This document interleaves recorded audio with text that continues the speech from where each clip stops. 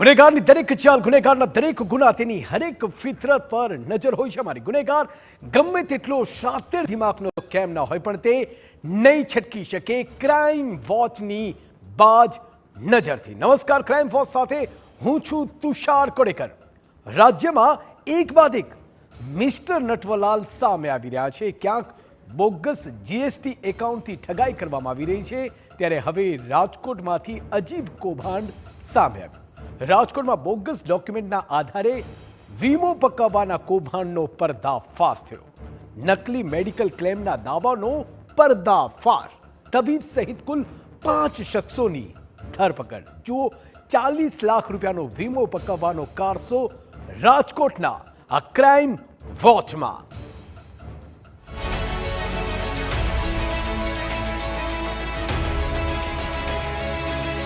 તમે વીમાના નામે છેતરપિંડી તો સાંભળી હશે અને અનેક કૌભાંડ પણ જોયા હશે, પરંતુ રાજકોટમાં વીમાના નામે જે કૌભાંડ બહાર આવ્યું તે સાંભળી તમે ચોંકી જશો.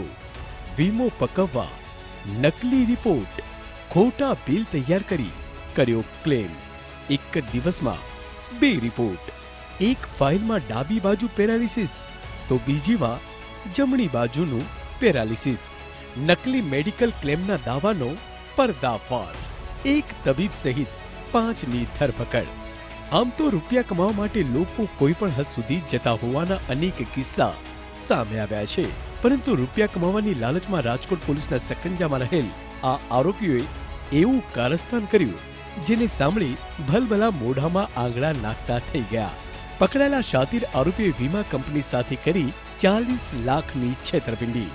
નકલી મેડિકલ ક્લેમના દાવાનો થયો પર્દાફાશ. એક તબીબ સહિત આ 5ની કરાઈ ધરપકડ. આખા મામલાની વાત કરીએ તો મયુર ચોંચાર નામના દર્દીએ તેની પેરાલિસિસની અસર છે તે માટે 40 લાખ રૂપિયાનો વીમો મંજૂર કરાવવા દસ્તાવેજો મૂક્યા હતા.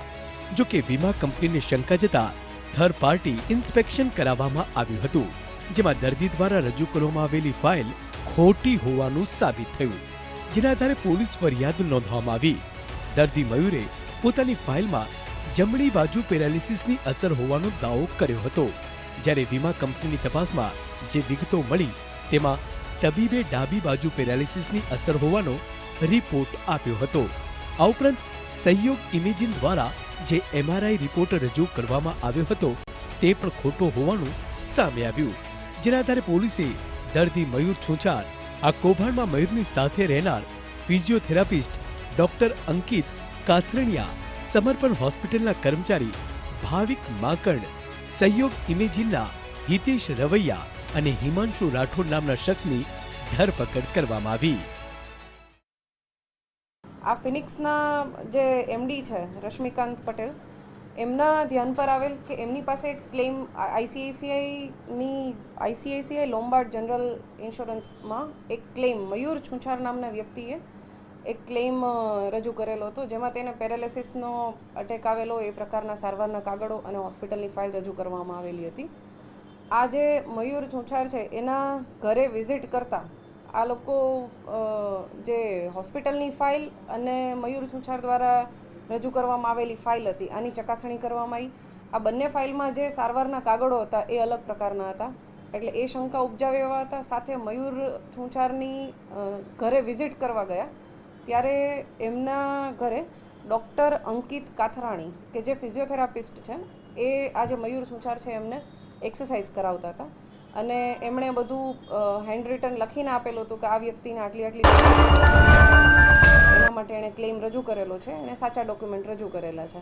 આ પ્રકારનું ડૉક્ટર અંકિત દ્વારા લખીને આપવામાં આવેલું હતું, અને મયુર છુંછારે જે ફાઇલ રજૂ કરેલી હતી એ સમર્પણ હોસ્પિટલની હતી. કોની શું હતી ભૂમિકા? પોલીસના કહેવા પ્રમાણે દર્દી મયુર છુંછરાને દેવું થઈ ગયું હતું, જે માટે ડોક્ટર અંકિતે મયુર સાથે મળીને આખો પ્લાન બનાવ્યો હતો. આ માટે ક્લેમ મંજૂર થાય તો 10 લાખ રૂપિયા ડોક્ટર અંકિતને આપવાનું નક્કી થયું હતું. આ માટે વર્ષ 2024માં પહેલા અંકિતના કહેવાથી મયુર સમર્પણ હોસ્પિટલમાં દાખલ થયો હતો, જ્યાંના કર્મચારી ભાવિક માંકડ સાથે નક્કી કરવામાં આવ્યું. મનોજ સીડા દ્વારા સારવાર આપવામાં આવી હતી. ત્યારબાદ આરોપી ભાવિકે ડોક્ટર અંકિતના કહેવા પ્રમાણના ખોટા કાગળો મયુરને આપી દીધા. આ ઉપરાંત હિમાંશુ રાઠોડ નામના વ્યક્તિએ 5,000 રૂપિયા લઈને ખોટા MRI રિપોર્ટ તૈયાર કરી દીધા અને તેમાં સહયોગ ઇમેજિનના કર્મચારી હિતેશ રવૈયાની મદદ લીધી. આ બંને દસ્તાવેજોને સાથે રાખીને મયુરે ડોક્ટર અંકિતે તૈયાર કરી આપેલ ફાઇલ વીમા કંપનીમાં મૂકી અને જમણા ભાગે પેરાલિસિસની અસર હોવાનું કહીને 40 લાખ રૂપિયા મંજૂર કરાવવાની માંગણી કરી. પોતે ચાલી શકે તેમ નથી તેવું પણ વીમામાં ઉલ્લેખ કરાયો હતો, પરંતુ વીમા કંપનીએ ચકાસણી કરી ત્યારે આ બાબત ખોટી સાબિત થઈ. આ મયુર છુંછારની હકીકત હતી, એમાં એણે એક MRI ને એવું કરાવેલું હતું. આ MRIનો સમય અને હોસ્પિટલમાં જે એડમિટ થયો એના સમયમાં વિસંગતતા આવતી હોય, જે રશ્મિકાંત પટેલ અને એમના સાથેના કર્મચારીને શંકા જતા એમણે એમના ઘરની બહાર ખાનગી કપડામાં બેસી અને એના ઘરની બહાર થોડીવાર ચેક કર્યું કે આ વ્યક્તિની હલચલ શું છે. તો થોડીવાર પછી આ મયુર છુંછાર છે એ પોતાની જ બાઇક લઈ અને નીકળી અને એક જગ્યાએ ચાની કિટલીએ જઈ અને ચા બનાવવા લાગેલ. આના વિડીયોગ્રાફી વગેરે આ જે કંપની છે એના દ્વારા કરવામાં આવેલી હતી. કંપની ખરેખર જ્યારે આના ઘરે મયુર છુંછારના ઘરે વિઝિટ કરવા માટે ગઈ ત્યારે આ વ્યક્તિ ચાલી ના શકે એવી કન્ડિશનમાં એણે પોતાની રજૂઆત કરેલી હતી અને એના જે ડૉક્ટર છે, ફિઝિયોથેરાપિસ્ટ ડૉક્ટર અંકિત દ્વારા પણ આ જ રીતે લખીને આપવામાં આવેલું હતું કે આ વ્યક્તિ ચાલવા સક્ષમ નથી. અને એની જ થોડીક કલાકમાં આ આરોપી છે મયુર એ પોતાનો બાઇક લઈ અને ચા બનાવવા માટે ગયેલ એવું ધ્યાનમાં આવેલ કંપનીને, જેથી કંપનીએ સમર્પણ હોસ્પિટલ ખાતે પણ તપાસ કરી અને એમાં જે સમર્પણ હોસ્પિટલ તરફથી એને જે ફાઇલ આપવામાં આવેલી હતી એ અને મયુર દ્વારા જે રજૂ કરવામાં આવેલી હતી ફાઇલ છે આ વિસંગતતા જણાઈ. એટલે કંપનીએ તમામ તપાસ કરી. હાલ પોલીસે 5 આરોપીઓને પકડીને આગળની કાર્યવાહી હાથ ધરી છે.